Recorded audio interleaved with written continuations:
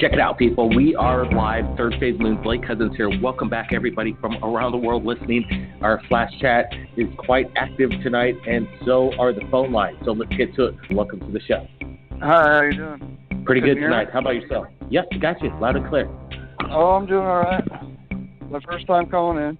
You got a UFO sighting you want to share tonight? Have you seen anything strange in the skies? Yeah, I have. It happened about, what year was it? It was 2010. And I was in the military, in the Army, and we were running counter-IDF missions, which are, I was in the infantry, and it was, we pretty much just went out, we staged ourselves, and we waited for, whenever they'd go off, we just respond to the mortar team fire. And one night we went out, and they're about 2.5-hour missions. And we just set out about 3 Humvees, 3 gunners per truck. And one night we were set up, and it was about 10 minutes into it. We were just sitting there in the dark, had our lights out. And the front truck radioed to me, and he asked me if I could see something up in the sky in front of his truck. And I looked up there, and I didn't see anything. And I radioed back and told him I didn't. And he told me to put my NVGs on, which are this infrared night vision. And I put them on and looked up there, and there was 2 lights in the sky. I couldn't really tell how far away they were. They were about a 45-degree angle from us from the ground.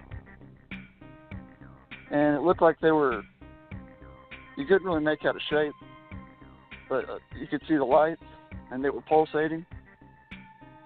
And at first, we were on the border of Iraq, kind of in the Mason province of Iraq. And we didn't really know at first, because it looked like they were kind of far away, but we thought they were choppers at first. But they weren't really gaining ground on us or, moving in any way that we could see from the vector or from the path they were on towards us. But they just kind of halted in the sky and just started doing a maneuver, which we didn't have any idea at this point what was going on. We didn't think they were choppers at this point. I mean, we couldn't tell the colors that they were flashing because we had their infrared on. I don't know if you've ever looked through those, but I mean, it's just kind of green and black. Yeah, they started moving, and it was like a synchronized, like the best way I could describe it was a dance. And the more they danced, it was like they would break apart and double. Like 2 more would pop up. And they kept doing that until, God, it was probably, I mean, I really couldn't even put a number on it. There was hundreds of them. And they just kept moving in like a grid pattern. Hundreds of them?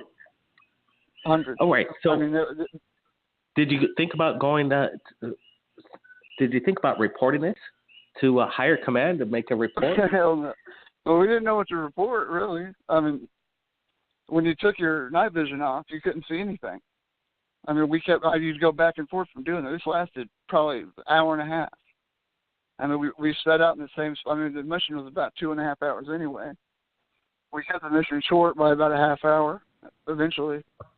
But, I mean, they just kept multiplying until, I mean, it was if you divided the sky in half, like the diameter of a circle, half of the night sky was full of them in a grid pattern formation. And it was like they just kept doing the same little dance where one of them would go down and the other one would go up, and then they'd go from left to right, up, down. And every time they do that, it was like they would double. And, got to the point where they actually started leveling out across the sky, like a wider grid, until they actually got on a line, I mean, as far as you could see all around it. I mean, it looked like they lined the globe is what it looked like to us. And they held that position until the light dimmed out over a span of about 60 seconds. And then we just left. So you and your comrades were basically just in shock and awe. But you didn't want to report this to anybody. Why didn't you want to report this? Because this could have been some kind of maybe a massive drone invasion or something. What do you think it was? Man, it's hard to even guess what that was. I've thought about it a lot over the years, and I mean, the only thing that it could even if it was a prank. I mean, it would have to be a prank if it wasn't real. But I mean, how could you fake something like that? It was just crazy. I mean, you couldn't see it without infrared on. I mean, it was there. I mean, you could see that's what's kind of cool. I mean, you only could see it with infrared. You know what to look for. You're looking for this stuff. You're looking for any kind of incoming. You're in a hostile position, I would think. Where you, who were you going after over there? What was your job? At the time we were looking for gun runners. We would stage ourselves up on the border of Iran and Iraq, and there was a lot of gun running going on over the border, as well as mortar fire into our bases down there in the Mason province. And we were doing two birds with one stone pretty much on a 2.5-hour night mission. And we did it. Yeah. I mean, it was a nightly mission we used to do. But we never thought to report it. I mean, it was nothing that we could describe or we could. I don't know. We all had the feeling that we knew what it was. I mean, but nobody really wanted to say it, and no one really wanted to talk about it. I mean, there was 11 people with us that night. 3 people up in a Humvee turret that had plain sight of it. And we were talking back and forth about it on the radio, and we were all looking at it. We were all we all decided to cut the mission short by a half hour. I mean, it was not a flare. It was not multiple flares. It was not any kind of vehicle that we have that was doing that. I mean, to be able to spread out across the entire sky as far as the eye could see, I mean, they did that too fast. Yeah, you've seen a lot of action, and I got a feeling, and I think you guys, all 11 of you, had a feeling that night that this was something out of this world, pretty much an extraterrestrial event going on. Yeah, I mean, that was the feeling we all got, but, no one really wanted to say it at the time. And I've never seen anything like that, I mean, before or since then. I've only mentioned I've talked to my parents about it. I've told my grandparents about it. And it was actually funny. My grandfather, who probably of all the people would be the least suspecting of having his own story, told me that he sees one on a weekly basis. I guess when he's outside feeding the animals at night, he's got geese outside. I mean, he's got about 10 acres of property. He's got geese and dogs, and he spends a lot of time out there at night. I guess he sees at least once a week. He sees one up in the sky.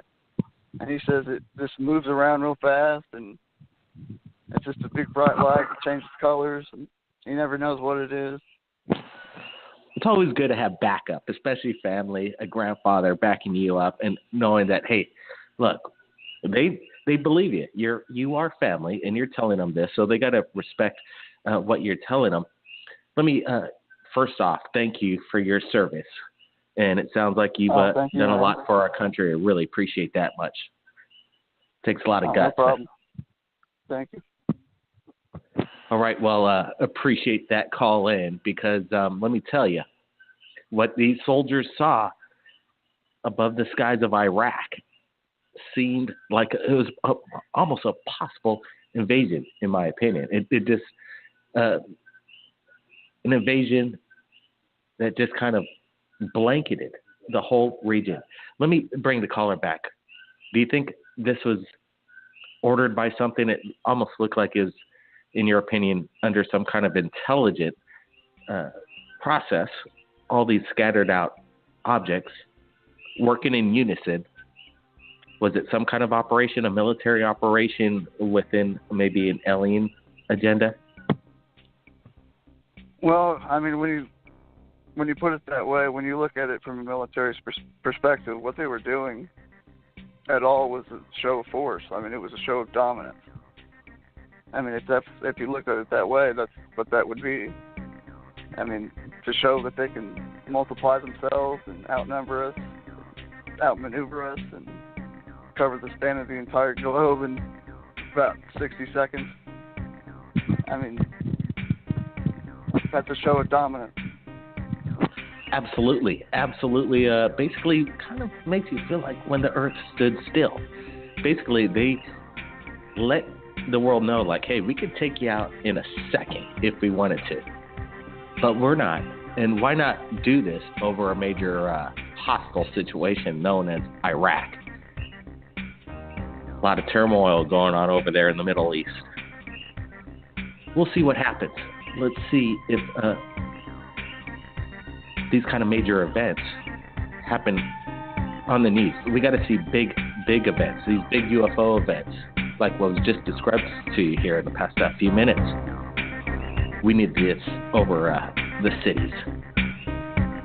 Come on down, guys. Come on down. Show yourselves. Blake Cousins. We'll be right back.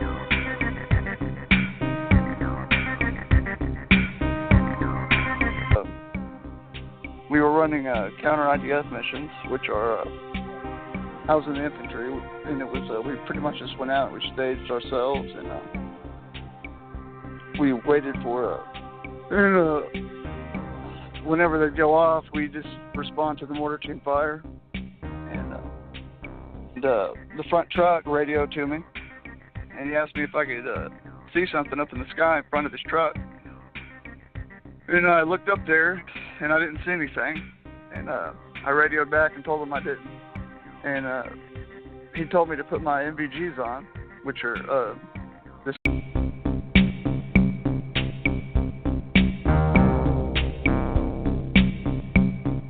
Check it out, people. We are live. Third Phase Moon. Blake Cousins here. Welcome back, everybody from around the world listening. Our flash chat is quite active tonight, and so are the phone lines. So let's get to it. Welcome to the show. Hi, how you doing? One night we went out, and they're about 2.5-hour missions. And we just set out about 3 Humvees, 3 gunners per truck. And one night we were set up, and it was about 10 minutes into it. We were just sitting there in the dark, had our lights out. And pretty good tonight. How about yourself? Yep, got you. Loud and clear. Oh, I'm doing all right. My first time calling in. You got a UFO sighting you want to share tonight? Have you seen anything strange in the skies? Yeah, I have. It happened about, what year was it? It was 2010. And I was in the military, in the Army, and